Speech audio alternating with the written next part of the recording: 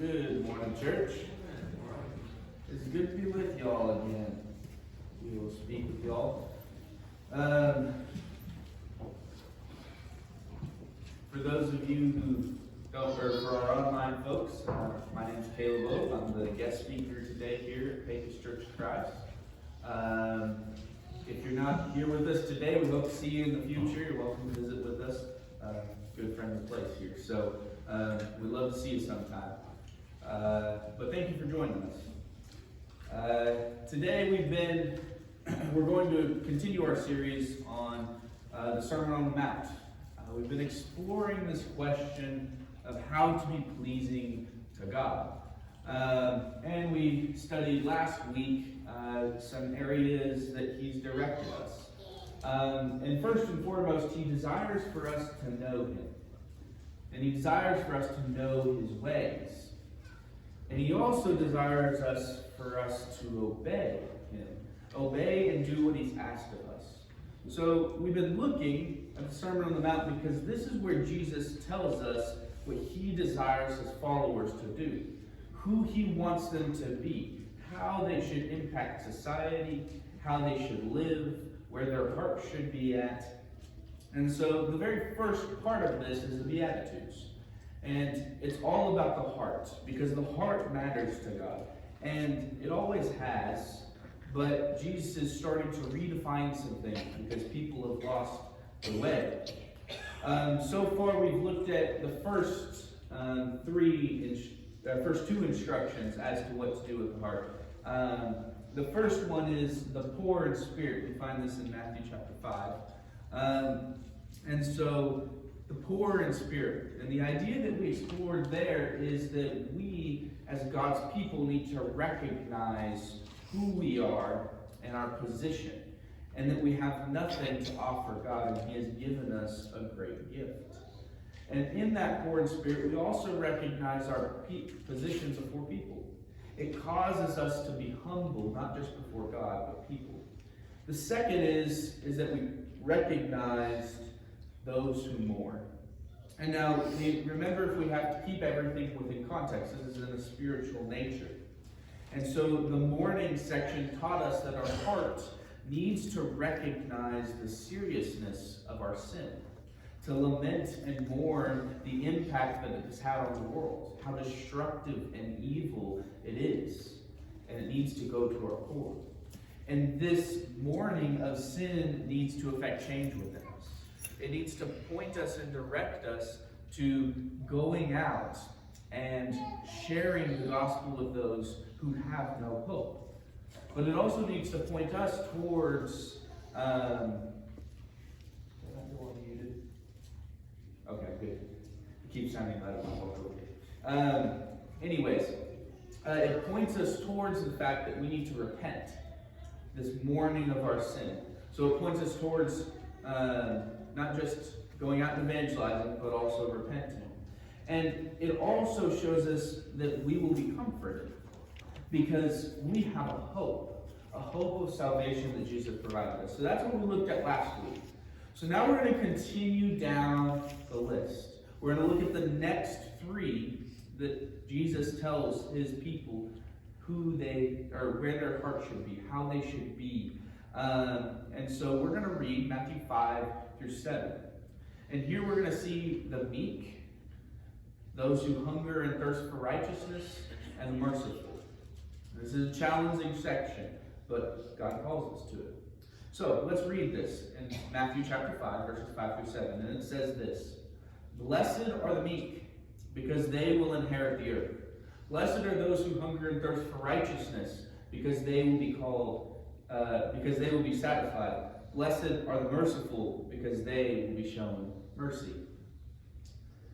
So, the first one that we see here, the third aspect of a follower of the heart of the follower of Jesus is meek. Meekness. Now, that's not a word we very commonly use today. It's not a word that we really think of or use in our vocabulary. And it might be kind of confusing to us. What does this word mean? Merriam-Webster would define it as three different ways. They say it has three different kind of meanings. The first is enduring injury with patience and without resentment. The second definition that they would give is deficient in spirit and courage. And the third is not violent or strong. Now, this word not being very common today and being an older word has changed meaning over time. And if you read in different translations, you might come up with maybe it will say humble in your translation, or gentle, or lowly. And I want you to remember, when we see different translations within Bibles, it means the translators are struggling to find one adequate word to describe the Greek word to us, or the Hebrew word, wherever we may be reading in the Bible. And so it cues us into this fact that meek is the one that most translations use, so it's the best one that they can come up with, but it doesn't really get the full idea of what Jesus is trying to tell us here. Because the last two of those don't sound very appeasing and aren't very Christian. The one that says deficient in spirit and courage, or not violent or strong. Jesus is described as meek. And those two definitions don't describe Jesus at all. Now, the enduring suffering and injury with patience and without resentment, that's a Christian value right there. That really highlights something for Jesus. But I don't think that's the full meaning behind this. And I want to give some examples of this to give us a better idea. Meekness is described as Jesus. Jesus was strong, he was powerful, and he walked with God. And he faced many trials, he faced many injuries, and he faced a lot of persecution. Yet through all of it, he was loving, he was kind, and he was gentle. He was never hateful. See, meekness, the idea behind this word when we read this, is it's a position of the heart that recognizes that I have the power to do injury. I have the power to do harm. I have the power to be hateful. And I choose not to. I choose to love. I choose to bear patiently and endure patiently and without resentment. And we see Jesus do this on the cross.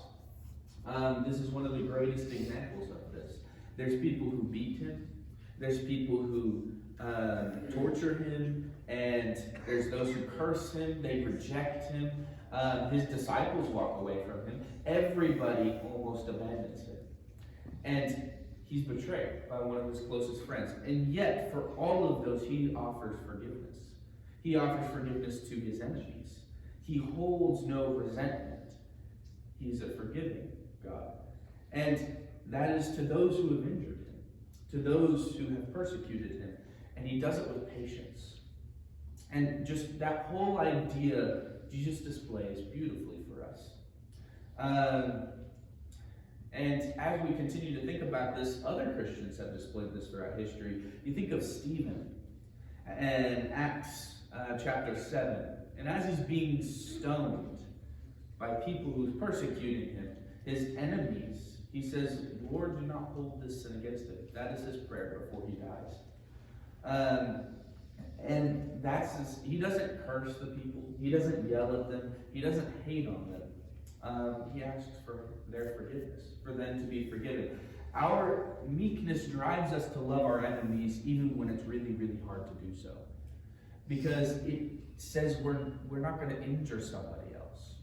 We're not going to take the power to try to hurt somebody and use that. We're going to use a gentle strength, one that loves.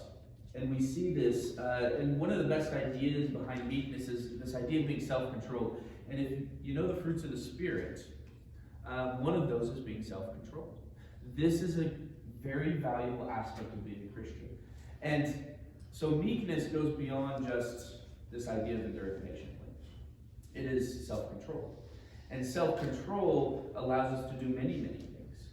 It allows us, when our heart is self-controlled, we control our tongue. We control how we live. We follow after righteousness. And one of these things we'll look at the very end is how all of these tie together. All the things Jesus is going to say in the sermon, they flow from one to the other. And it all comes from the heart. And it's very, very interesting. So, One of the other things I wanted to view from this angle is, from the cultural perspective, meekness is not something to be desired. People who tend to be meek, we view them as getting run over in life. It's a negative value trait. It was a lot in Jesus' time too. That's not something new with our culture and society. Being meek is hard. It is a challenge to us. It's a challenge to the way we live. Because when we receive injury, we don't injure in kind. We respond in a loving way. And sometimes this leads to us being in a disadvantaged position. And to people in the world, that makes no sense. We never want to be at a disadvantage. We always want to be at an advantage. That's just the way the world works. That's the way it's worked from the very beginning. We want to get ahead. We want to be on top of the person next to us. But being meek recognizes that we don't always have to be on top. Sometimes it means sacrificing so that I can love. And it's a very, very hard principle, and one that goes against the grain of our being and the way we think and act. So it's a challenge. Jesus calls us to this, and it's not easy. But we know what it should look like. We know what it should do. It's really hard not to hit back once you've been hit. And we'll see that. And we see that all throughout history. But there's many who do that. Jeremiah is someone we're studying in our classes currently. We're also studying the Sermon on the Mount. Hence, I get so much out of this. It's so fascinating. But Jeremiah is another character we're studying. And if you look at Jeremiah, everybody hated him. God tells him not to get married and to have kids because it's so evil, and there's a lot of interesting things behind that. But he's alone for the most part. He's got one or two friends, but he really doesn't see the other people, and he goes through a lot of stuff. He suffers for Jesus and for God, for spreading the word, for saying repent because the kingdom, or because judgment is coming on you. And Jesus does too. In Jeremiah and Jesus, they have some cool similarities in that. But Jeremiah really, really struggles. But he displays meekness really well. He keeps going back to the people who are persecuting him, who try to kill him. And he's a regular, if you read Jeremiah, he starts off really young. He tells God, why are you picking me? I can't really talk, and I'm like 13 years old. Is kind of the idea behind what he says. He doesn't say he's 13, but he says, I'm a youth. That means he was probably actually below 12. Because at 12 or 13, they started to enter the manhood. So he's really quite young. He's like, I can't talk. And God's like, well, I've given you my words. Go do it. And all the rest of his life, I think it's for close to the next 30 years, his hometown, everybody in his hometown wants to kill him. Yet he still goes back to them. He preaches to them. God sends him to a different place. He goes and preaches to the king. He goes and preaches to the Pharisees. He goes and preaches to the false prophets. He goes and preaches at horrible places. He goes, excuse me. He goes and preaches to other nations, Egypt, and I can't remember where else at this moment. But he goes everywhere. And everywhere he goes, everybody rejects the message. His whole entire life. Nobody accepts it. They go into exile. He has the option to live a very, since he was peaceful and trying to convince the people to repent and return to God, and not, he speaks about surrendering to Babylon and not fighting them so that they're not killed. Well, Babylon says, hey, you can stay in Jerusalem, live a nice life, we're going to give you food and all this stuff. And he's like, no, God's called me somewhere else. He decides to go into captivity and live a horrible life in Babylon as a slave next to his brothers and sisters. And it's so fascinating. And all of this is to people who hate him and want to kill him. His whole entire life he does this because it's what God has called him to. That's the aspect of meekness. He had the opportunity to, and it's interesting, you'll read Jeremiah again, and the people will say, if you stop speaking against us, if you stop calling us to repent, then we'll give you wealth, and we'll leave you alone, and we won't try to kill you, and everything will be fine. But he doesn't. That's, again, just a beautiful picture of meekness. One who could live a comfortable life, but chooses not to, because God's called them to something greater. And so it's just really cool. that in Jesus all over the place. He lived a hard life for us. And it's not because he was powerless to live a good life, but it was because he was powerful that he lived a self-controlled life, willing to sacrifice his life for us. So anyway, very, very beautiful word, very beautiful picture of the heart of a Christian. But it's very challenging, very hard. To move on to the next aspect of the heart. God says it is those who hunger and thirst for righteousness, they will be satisfied. Now, hunger and thirsting, that's something we're all familiar with. It is a basic human trait. Everybody hungers and thirsts. It's what drives us to eat. It's what drives us to drink. Now, in their time, they would have understood this a little bit differently than us, or at least most of us. Because most of us have never starved. Most of us have never become so dehydrated that they were close to the point of death. They lived in a desert. And they lived in a time where food was scarce. They understood what hunger and thirst meant. They understood that they had to walk, like 2 or 3 miles to go get their water from a water source and bring it back to town. That was not uncommon. And in fact, some places, before the Romans came around, there wasn't water sources for 5 miles around. And they had to pipe it in. It's through aqueducts. It's very fascinating. But they had a hard time getting water. They knew what it meant to thirst. And if you couldn't go get water, you died. You couldn't live. And if you didn't work and you couldn't provide for yourself, you didn't eat, you starved to death. They were well familiar with this principle. And it's fascinating how Jesus takes this principle and everybody's like, the hungry and thirsty are blessed. But now it's those who hunger and thirst for righteousness. So he's comparing this idea they well understood. And he said, that's how you should be for righteousness. When you feel the need for water, when you're really thirsty, that desire should be your desire for righteousness. When you're really hungry and you haven't eaten for 2, 3, 4 weeks, that hunger, that's what should be for righteousness. I can imagine Jesus as he, I think timeline-wise, shortly, or not very long after he was just in the desert. When he says hunger and thirst, I can imagine as he's thinking back to the 40 days he fasted. How hungry would you be after not eating for 40 days? That desire should be the desire we have for righteousness. So now we're kind of getting this idea, right? It's a little bit more than maybe just we read past, hunger and thirst, yeah. Well, hunger and thirst drive us to do something. It drives us to eat and to drink and to acquire that. It drives us to work for it because we don't want to die. And something that's dead doesn't hunger and thirst. Something that's dead no longer has these desires. And so our entire lives we will hunger and thirst. And our entire lives will hunger and thirst for righteousness. One day when we die and we achieve the reward, we won't hunger and thirst anymore because we'll be there. But until that day, we should pursue righteousness as much as we pursue water, as much as we pursue food. And you can add any base, and those are the basics for life that you need. You need water, you need food, now Jesus is adding another, you need righteousness. These are the 3 basic things for life.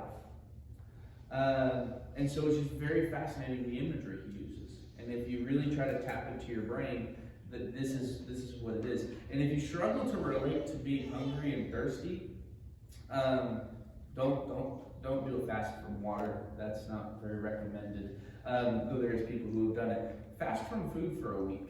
See how hungry you get by the end of 7 days. And then apply that desire and that mindset to your righteousness. And if a week isn't long enough, try 30 days because that's a long time. And you'll get hungry. And your body will be really, really hungry. You'll get the idea that Jesus is saying here. Have that desire for righteousness. And it's hard, again, to hunger and thirst for righteousness sometimes because we don't view it as a necessity for life. But Jesus is saying it is a necessity for life.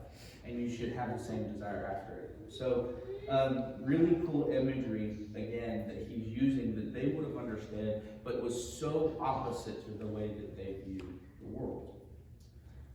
So, following that, we have a third aspect that Jesus describes as part of his followers, and that is as merciful. And again, merciful or mercy is not something we generally use within our regular vocabulary.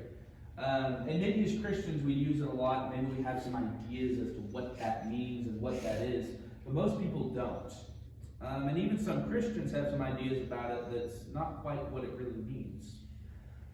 So what does Jesus mean by be merciful?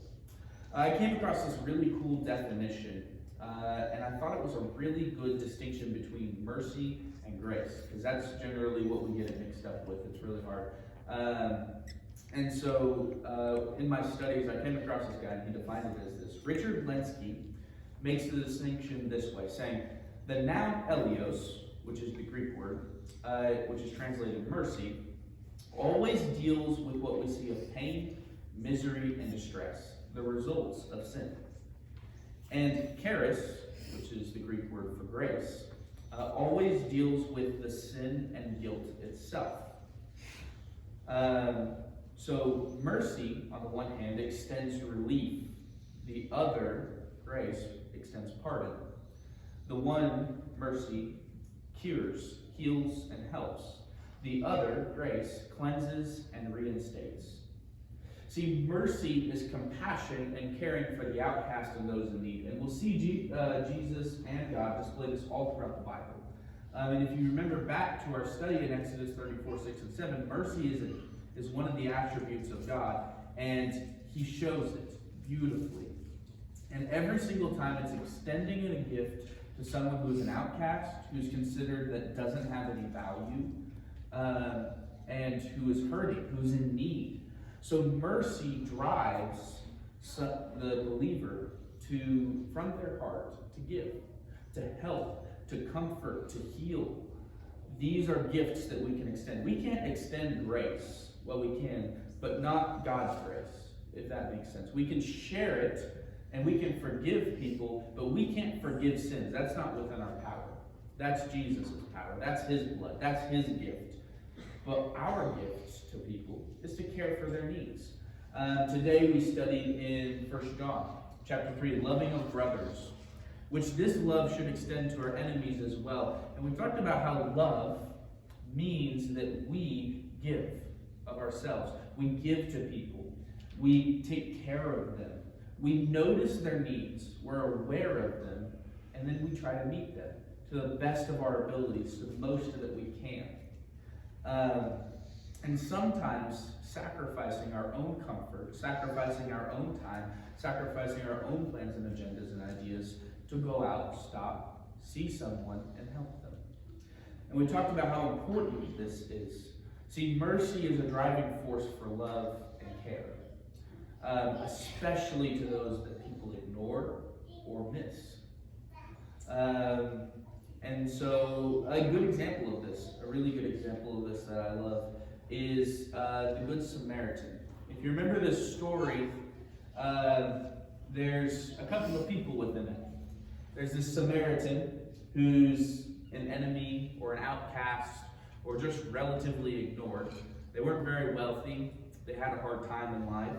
And he's traveling along this road, and he gets beat up by robbers. Everything's taken from him. He has nothing. He's near death. Well, a religious person walks by, someone who should be caring for people, and they pass them by. They care nothing. They don't notice. They're going to worship at the temple. They're too busy. They gotta, in modern terms, they gotta go to church. Then a second guy walks by, and he's someone who is an expert in the law. He's a judge. And, you know, he's got some business in town. And so this government official, he walks by. And he kind of ignores this dude as well.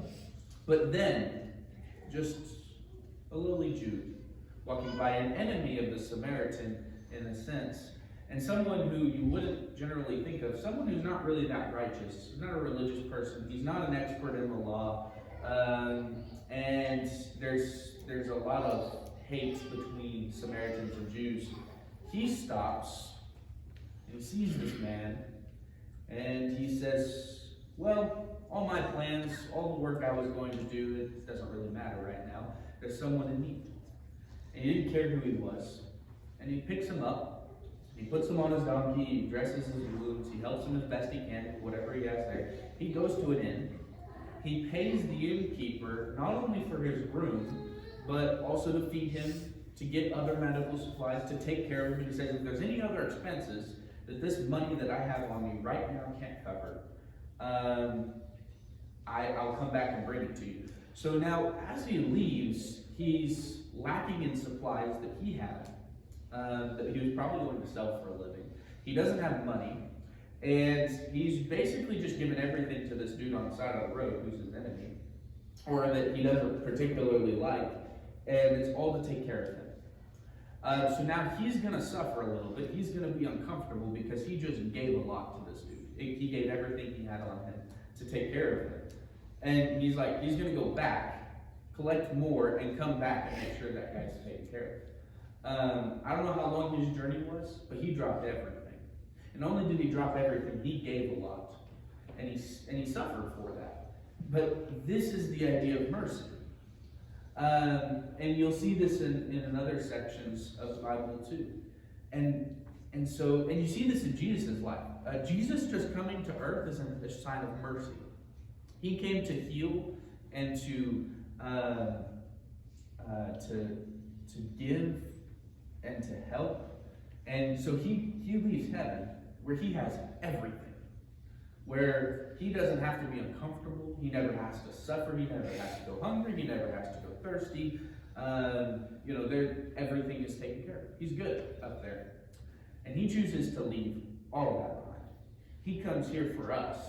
He suffers in a human body. He's going to die one of the most humiliating, shameful, and painful ways of death after being beaten. And he's going to do it all for us so that he can heal us. He can make us whole again. There's no greater act of mercy than what Jesus did for us. And we're told, especially in John and in other places, that we are to love in the same way he loved. We give up stuff. We give up our comfort to help others. And so the Good Samaritan, Jesus, beautiful examples of what mercy is, of healing, of caring, of helping. So with all of that in mind, these three aspects is what Jesus is telling his followers that they are. So I want us to take a slight look backwards, and tonight we're going to cover the last three. But I want to take a stop in this middle section and look back. Look at how they all flow together. Look at how all these attributes of the heart of a Christian, what it makes this person like. First, we're poor in spirit. We recognize we're sinful and we're in need. Next, we mourn our sin and the sin of others. And then we're meek, we're gentle, we're kind, we're humble. And then we hunger and thirst for righteousness. And all of this drives us to a heart of mercy, where we go out and help others. We see their need, and we see our need, and we see how our needs have been met by God, and we want to extend the same help to them. We see their need, and we want to help them. We want to heal them. We want to make them whole. So all of this together causes us to not be proud, but to be loving and gentle and kind. And it drives us to see the sin of the world, the sin of the people around us, their desperate need, both physically and spiritually, and to go out and to give them what they need, to share the gospel with them, to share the great gift of hope we have been given. And so all of this drives how a Christian acts, how they think, and they feel, how they stand before God when they come into his presence. Jesus has called his people to live this way. And not only this, I want us to recognize all of these things can be witnessed by the people around them. These are not secret attributes. They're not hidden. There's no smoke and mirrors. Everybody can see that they're poor in spirit. Everybody can see that they mourn. Everybody can see that they're meek, humble, and gentle, and that they hunger and thirst for righteousness, and they can see that they're merciful. These are not hidden things. They're not just in our heart, they affect our actions. Actions that people in the world, not just Christians, can see. There are fruits, and our fruits are talked about in a lot of places in Scripture. So I encourage you to assess these different aspects that Jesus says in the Beatitude. Assess them in your life. How are you doing on each one? Are you doing good? Do you need to improve on maybe an aspect? Or maybe you're good. You can move on to the next one. Just assess each one. See how you're living it. See if other people can see that. And pursue showing it more. Pursue getting better at it. Today, it's a challenging journey. All of this is hard. And if you're struggling, if you need help on your journey to be pleasing to God, or if you need to start by entering into covenant with Him through baptism, please reach out to someone here or come forward as we stand and sing.